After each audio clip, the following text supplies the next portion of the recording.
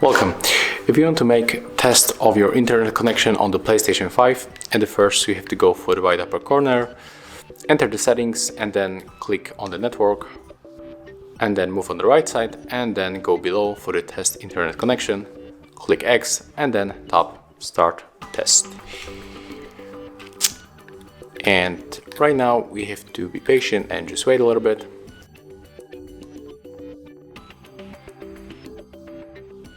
As you can see, the test is complete, and here, for example, we can check the connection speed of the download and the upload, and also other things like if the internet connection is properly, if it works properly, and as you can see, all this status pops on the successful, so everything is cool with our connection.